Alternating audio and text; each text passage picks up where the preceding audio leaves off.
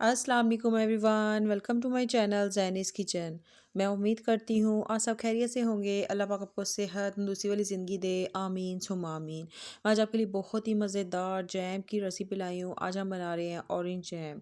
इसको बनाना बहुत ही आसान है और बहुत ही झटपट रेडी हो जाता है। आजकल सीज़न है ऑरेंजेस का, तो आप इसे घर पर ज़रूर बनाएं।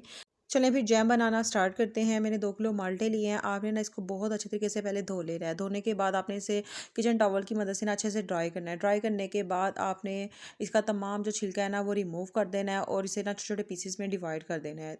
अगर आप मेरे चैनल पे नए हैं तो सब्सक्राइब कर दें और लाइक और शेयर का बटन दबाना तो बिल्कुल ही ना भूलिएगा।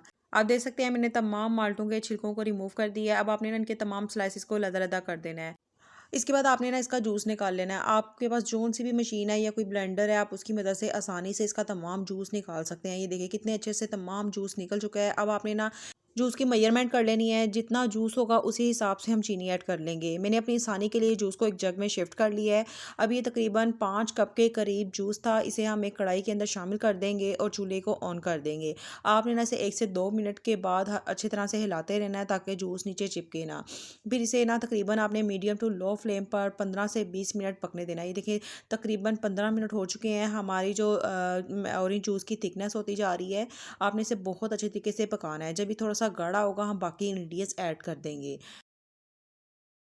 जब तक हमारा ऑरेंज जूस अच्छे से पक रहा है हम इंग्रेडिएंट्स रेडी कर लेते हैं।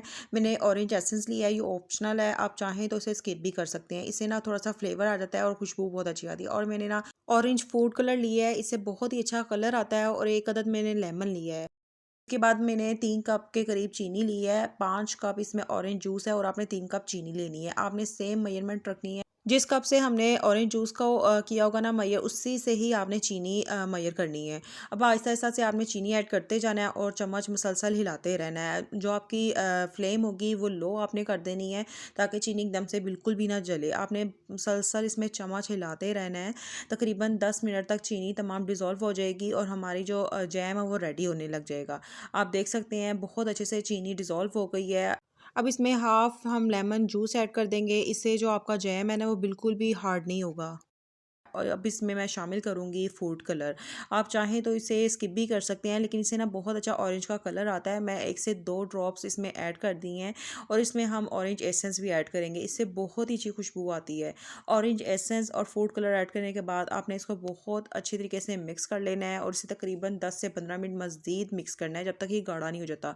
आपने ना इसका ऑरेंज जूस को बहुत ज़्यादा गाढ़ा नहीं कर देना, क्योंकि ये ठंडा होने के बाद बहुत ज़्यादा इसमें थिकनेस आ जाती है। ये देखिए हमारा कितना ज़बरदस्त सा जैम का कलर है। इससे बहुत ही खूबसूरत लगता है, एकदम बाजार मार्केट की तरह लगता है। ये देखिए हमारा जैम रेडी है। आप इसे घर पर बहुत आसानी से और बहुत ही झटपट रेडी कर सकते हैं। आप इसे ठंडा होने के बाद ये देख सकते हैं और मज़ीद गाढ़ा हो गया है। जैसे जैसे ठंडा होता जाएगा इससे गाढ़ा हो जाएगा। आप इसे किसी भी एयर टाइट बॉक्स में रख सकते हैं। ये तकरीबन 1 से 2 महीना तो बिल्कुल भी ख़राब नहीं होगा। अगर आप इसे फ्रिज में रखेंगे तो ये 3 महीने तक बिल्कुल नहीं ख़राब होगा और फ्रिज के बगैर आप इसे 1 महीना यूज़ कर सकते हैं। आप बच्चों को ब्रेड पर लगा कर दें या केक पर लगाएं, सब बहुत अच्छे से एंजॉय करेंगे। अगर आपको मेरी रेसिपी अच्छी लगी है तो लाइक और शेयर कर दें। और अगर आप मेरे चैनल पे नए हैं तो सब्सक्राइब करना बिल्कुल ना भूलिएगा। मिलते हैं किसी नई रेसिपी के साथ। अल्लाह हाफिज़।